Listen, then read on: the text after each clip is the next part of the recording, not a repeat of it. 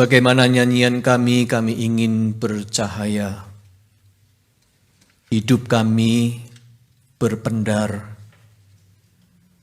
Tetapi kami tahu, kami tak punya cahaya itu dari diri kami sendiri. Engkaulah sumber terang kami. Ya Roh Kudus, bercahayalah di dalam hati kami. Terangilah hidup kami dengan cahaya firman-Mu, supaya ketika kami melangkah di titian perjalanan hidup ini,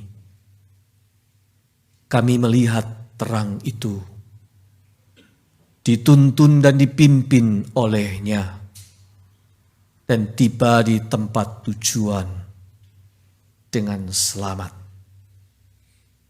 Firman-Mu itu pelita bagi kaki kami dan terang bagi jalan kami. Bercahayalah Tuhan di dalam terang firman-Mu itu. Di dalam nama Tuhan Yesus kami berdoa. Amin.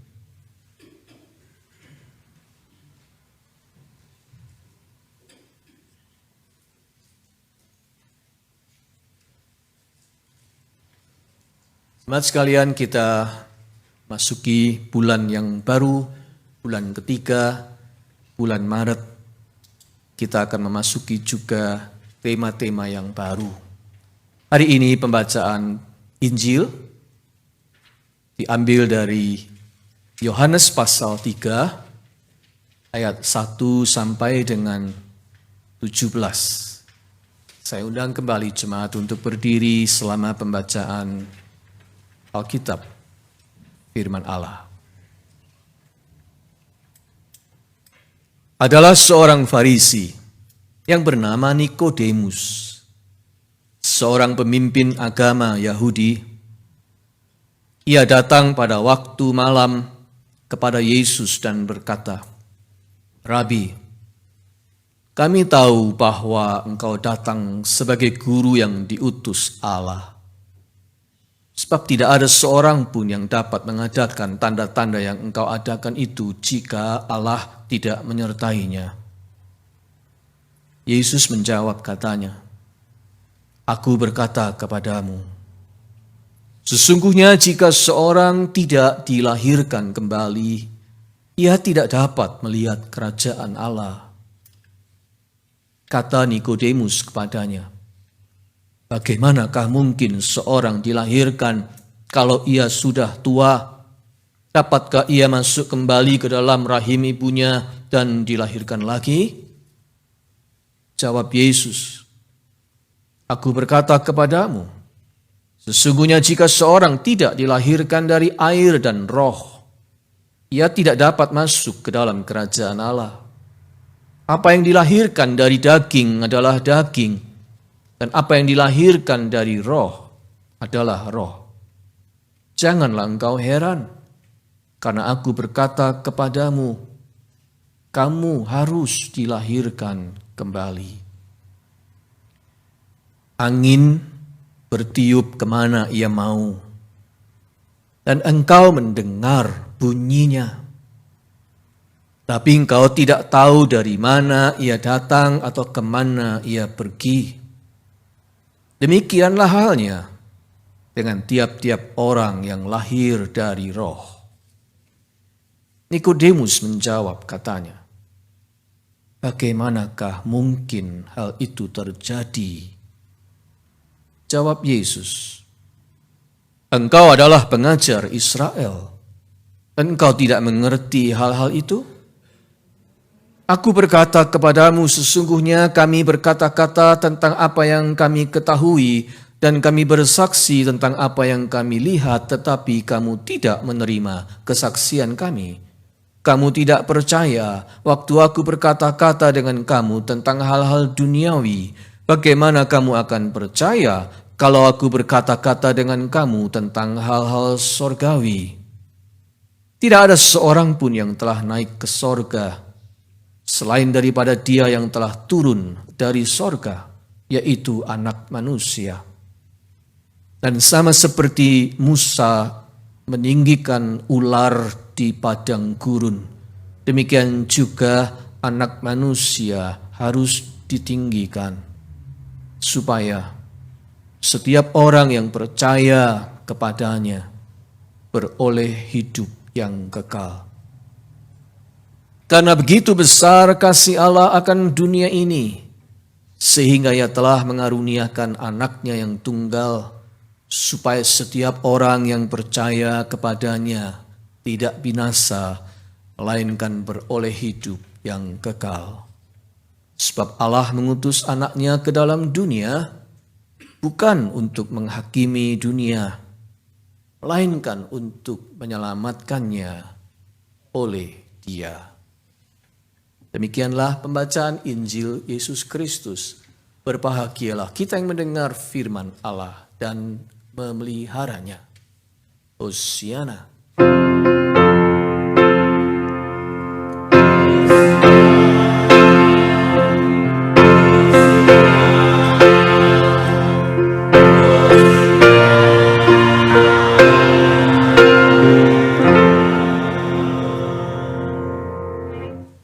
Jemaat dipersilahkan duduk kembali.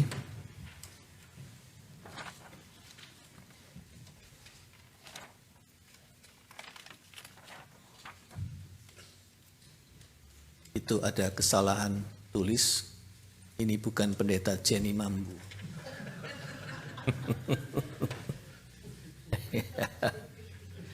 Oke. Saudara-saudara, bulan Maret ini kita akan dibawa oleh pembacaan Injil menurut leksionari untuk menyusuri cerita-cerita perjumpaan antara Yesus dengan pribadi-pribadi tertentu. Perjumpaan antara Yesus dengan beberapa pribadi-pribadi tertentu yang outcome-nya sangat signifikan. Orang-orang itu mengalami sesuatu yang mengubahkan hidup mereka. Sejak pertemuan dengan Yesus itu, mereka tidak pernah sama lagi. Jadi, itu bukan sekedar pertemuan biasa, melainkan ada unexpected experience. Ada unexpected experience yang terjadi di situ dan membuat segalanya menjadi berbeda. Itu namanya, pertemuan itu namanya encounter. Atau biasa diterjemahkan dengan perjumpaan. Bukan sekedar pertemuan, bukan sekedar temu muka, tetapi sebuah perjumpaan karena outcome-nya sangat signifikan. Maka tema kita di bulan Maret 2023 ini adalah perjumpaan yang mengubahkan, life-changing encounters. Atau kalau pakai istilah pendeta Max Lucado, life-altering encounters. Saudara sekalian, hari Minggu ini kita mulai dengan perjumpaan pertama. Perjumpaan antara Yesus dengan seorang Farisi yang bernama Nikodemus. Cerita yang membidani lahirnya ayat paling terkenal di dalam kitab suci kita, John 3:16. Karena begitu besar kasih Allah akan dunia ini, sehingga ia telah mengaruniakan anaknya yang tunggal, supaya setiap orang yang percaya kepadanya tidak binasa, melainkan beroleh hidup yang kekal. Dan di cerita ini juga kita mengenal istilah lahir kembali, born again, born in the Spirit. Tetapi kali ini saya tidak bermaksud menjelaskan atau membahas ulang tentang doktrin kelahiran kembali. Sebagai gantinya, saya akan mengajak Anda untuk melihat langkah-langkah benar yang ditempuh oleh Nikodemus yang nantinya membawa dia pada pengalaman kelahiran kembali. Kita akan melihat langkah-langkah benar yang ditempuhnya yang mengantar dia pada pengalaman born again.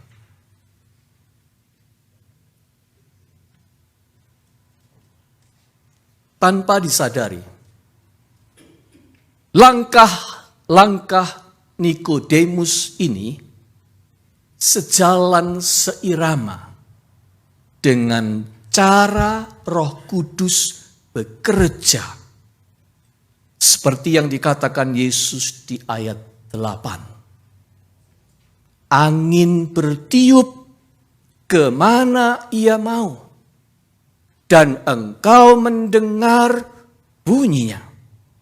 Tetapi engkau tidak tahu dari mana ia datang atau kemana ia pergi. Demikianlah halnya dengan tiap-tiap orang yang lahir dari Roh. Kita akan berkonsentrasi di ayat 8 ini. Langkah pertama Nikodemus adalah bergerak. Angin bertiup. Ciri angin yang paling kentara adalah bergerak, bertiup.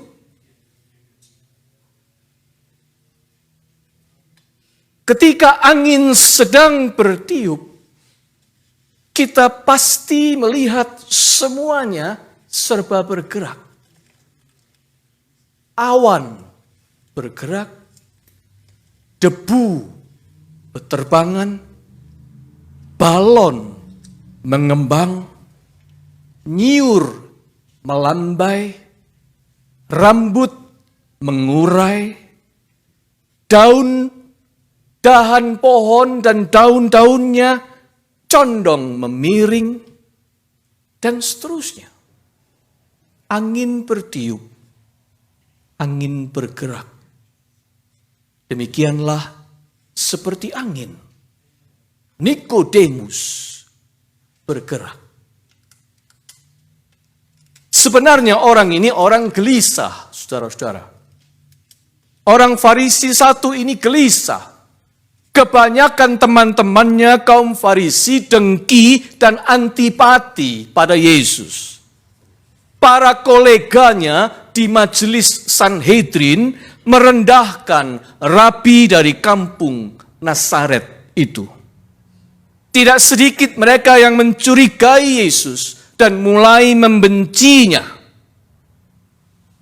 Tetapi Nikodemus masih terusik oleh mujizat-mujizat dan kebaikan-kebaikan yang dilakukan oleh Yesus. Tidak mungkin jika Allah tidak menyertainya. Demikian suara hatinya berbisik. Entahlah, ada sesuatu pada rabi yang satu ini. Nikodemus ingin mendekat dan mengenalnya lebih jauh. Namun takut ketahuan oleh teman-temannya. Bahkan ancaman mendapat sanksi terhadap karirnya di Sanhedrin menghantui dia. Dia resah, hatinya gelisah. Namun, meskipun hatinya gelisah dan takut, Nikodemus menolak untuk berhenti di tempat. Dia menolak untuk diam. Nikodemus bergerak, berjalan, melangkah, menemui Yesus pada malam hari. Di ayat 2. Saudara sekalian, gestur bergerak itu penting. Bergerak itu penting supaya kita pindah. Supaya kita tidak mendekam di situ saja. Tidak cuma menjalani yang rutin terus-menerus. Kita perlu gerak supaya ada inersi yang pindah. Supaya ada kemungkinan untuk terjadi perubahan. Supaya memberi peluang untuk sesuatu yang segar dan baru. Ada tantangan baru, ada pengalaman baru, ada pengetahuan baru, ada wawasan baru, ada keterampilan baru, ada kenalan baru. Ingat, bergeraknya Nikodemus melangkah menemui Yesus, menghantarnya pada pengalaman lahir baru. Sesuatu yang baru itu datang karena kita mau bergerak. Roh Kudus itu seperti angin. Dia bekerja sementara kita bergerak. While we are moving, God is working. While we are moving, God is working. Gerak itu penting. Alam menyegarkan tubuh yang bergerak. Kalau ada orang sakit, harus berbaring berbulan-bulan lamanya di rumah sakit, tidak bergerak. Sesudah itu dia mulai bisa jalan lagi, diizinkan jalan. Apakah langsung jalan? Tidak. Karena waktu dia diam dan tidak bergerak, dia menjadi sangat lemah. Gerak itu penting. Roh Allah menginspirasi otak yang aktif. Gerak. Kekuatan ada pada otot yang digerakkan. Exercise. Kegembiraan ada pada hati yang tetap bergelora dengan semangat. Digerakkan oleh semangat. Tanpa gerak, kurang gerak, tidak baik. Terus terang masyarakat kita ini menggiring kita untuk banyak duduk, bukan? Di kantor kita duduk, di mobil kita duduk, di rumah kita duduk, di gereja kita duduk. Anak-anak sekarang kalau bermain tidak berlari-lari seperti anak dulu. Anak sekarang kalau bermain duduk. Yang gerak cuma jarinya saja. Orang belanja zaman sekarang tidak perlu gerak. Duduk saja. Online belanjanya. Secara keseluruhan hampir dipastikan masyarakat kita ini digiring untuk banyak duduk. Kita ini kurang gerak, kurang jalan. Kasih yang tidak aktif dipraktekkan akan menjadi dingin. Kalau Anda bilang kepada pasangan Anda, I love you, tapi Anda tidak mempraktekkannya, kasih itu lama-lama akan menjadi dingin. Talenta yang didiamkan, dipendam, tidak akan berkembang. Cuma segitu-gitu saja. Artinya, Tuhan itu menghendaki dalam segala aspek kita ini bergerak. Datang ke gereja jangan cuma diam. Jangan mau datang ke gereja cuma diam. Harus melayani, gerak. Gereja yang mau diperbarui Tuhan harus bergerak. Harus berani melangkah keluar melayani masyarakat. IKILE juga di-challenge untuk mempertanyakan apa yang kita bisa lakukan untuk masyarakat di luar. Kita harus bergerak. Sekarang gesture yang kedua. Di dalam gerakannya, Roh Kudus itu seperti angin, meniupkan bunyi. Roh Kudus itu membunyikan sesuatu. Saudara-saudara, kita mendengar macam-macam bunyi angin. Dari bunyi deru angin badai, bunyi trompet dan saksofon, dan seruling bambu, sampai dengan bunyi angin sepoi-sepoi basah. Dan engkau mendengar bunyinya, kata Tuhan Yesus. Angin tidak terlihat oleh mata kita, tetapi bunyinya bisa didengar oleh telinga kita. Roh Allah bekerja melalui bunyi, melalui suara. Oleh karena itu, kita harus banyak mendengar, sabar mendengar, belajar mendengar, aktif mendengar. Perhatikan, dalam cerita ini, semula dari ayat 1 sampai dengan ayat 9, bentuknya adalah dialog. Percakapan antara Yesus dengan Nikodemus. Tetapi sesudah itu, mulai ayat 10 sampai 17, hanya ada perkataan Yesus. Tokoh Nikodemus tiba-tiba seperti menghilang. Diam. Tidak bicara apa-apa lagi. Mengapa? Rupanya Yohanes hendak menyampaikan kepada kita, Nikodemus diam.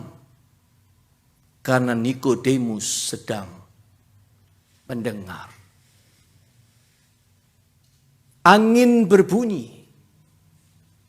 Roh Kudus berbicara. Nikodemus mendengar.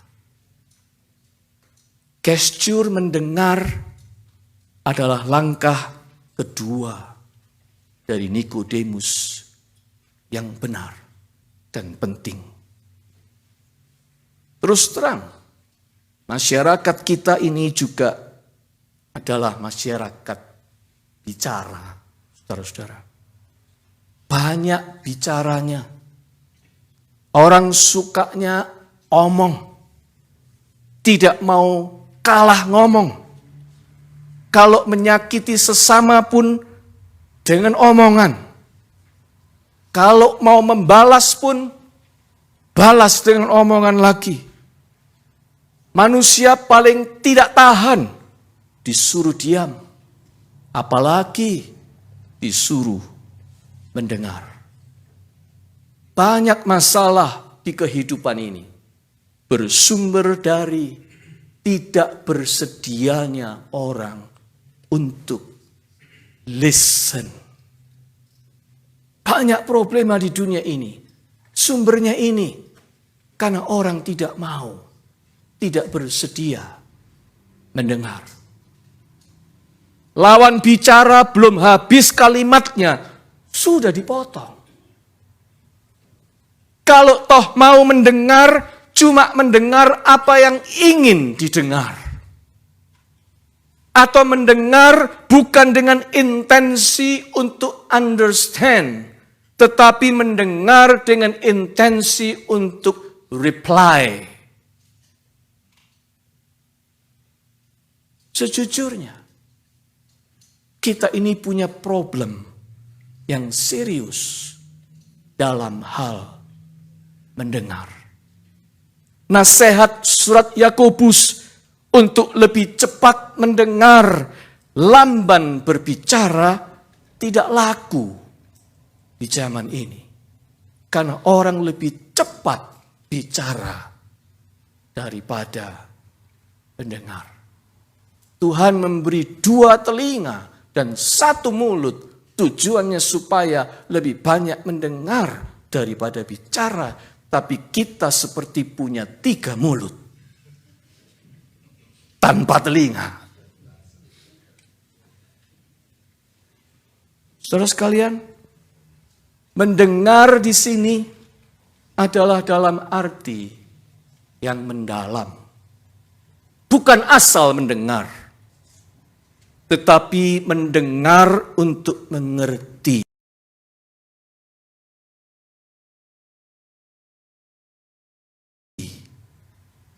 Mendengar untuk mengenali. Mendengar untuk berempati. Terus terang, ini tidak mudah. Saya dan Anda harus belajar banyak untuk bisa mendengar seperti ini. Sebab hanya dengan sungguh-sungguh mendengar, kita bisa mengetahui apa yang benar. Hanya dengan sungguh-sungguh mendengar, kita bisa membetulkan asumsi yang salah. Hanya dengan betul-betul mendengar, kita bisa memahami sesuatu secara lebih utuh. Hanya dengan sungguh mendengar, kita bisa mendapat masukan atau input dan pencerahan yang baru. Lalu menjadi sadar dan berubah.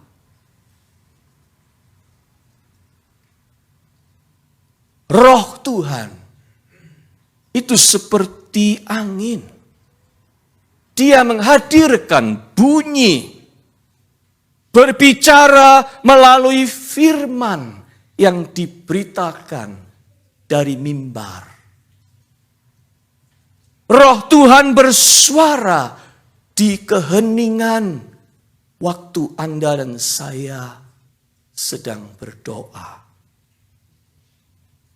Dia memanggil melalui keluh kesah sesama kita.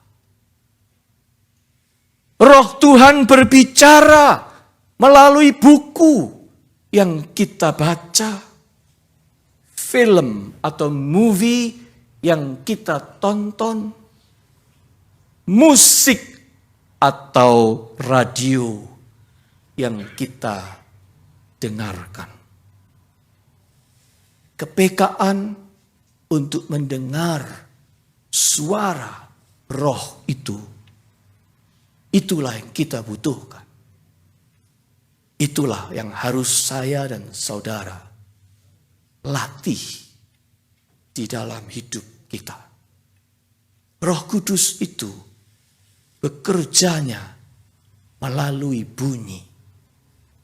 Kalau Anda tidak belajar mendengar, kita tidak akan mendengar suaranya. Sekarang yang ketiga. Tetapi engkau tidak tahu dari mana ia datang atau kemana Ia pergi. Angin. Saudara, ramalan cuaca bisa menebak arah angin bergerak. Tetapi ramalan cuaca tidak selalu cocok. Angin itu bisa berubah haluan. Angin itu bisa berbelok. Angin itu bahkan bisa berputar. Roh Kudus seperti angin. Tidak sepenuhnya kita bisa menebak. Tidak sepenuhnya kita gampang mengerti. Apa yang dilakukan oleh Nikodemus? Di dalam ketidakmengertiannya, Nikodemus bertanya, bagaimana mungkin ini terjadi? Bagaimana itu bisa terjadi, Yesus? Dia bertanya, bahkan dia tampak seperti orang bodoh dalam percakapan ini.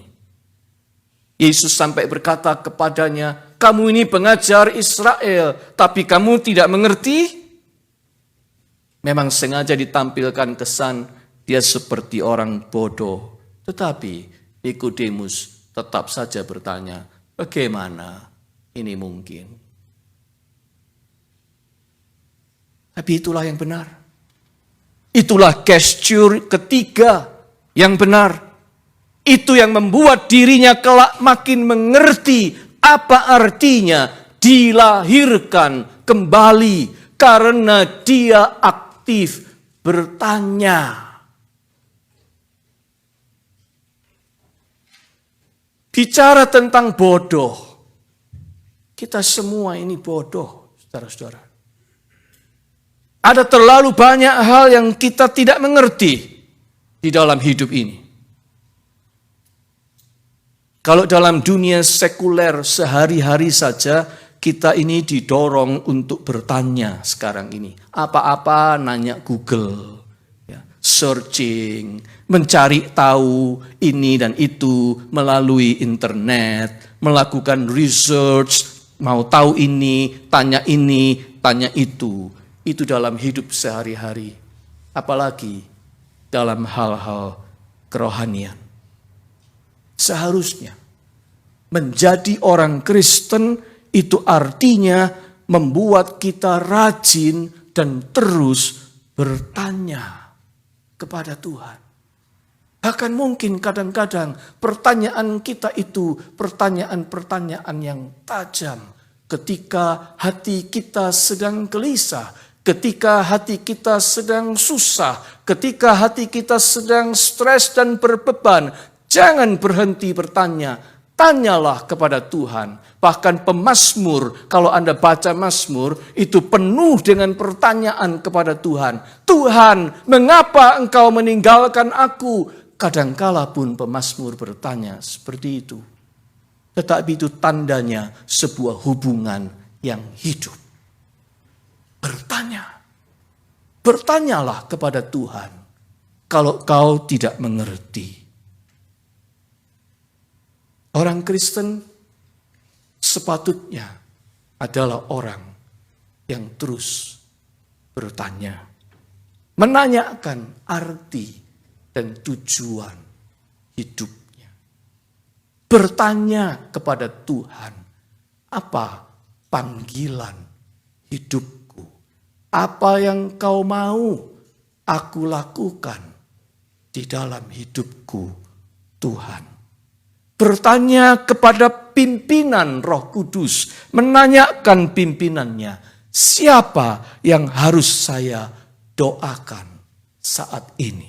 Siapa dan kepada siapa saya bisa jadi berkat untuk hari ini?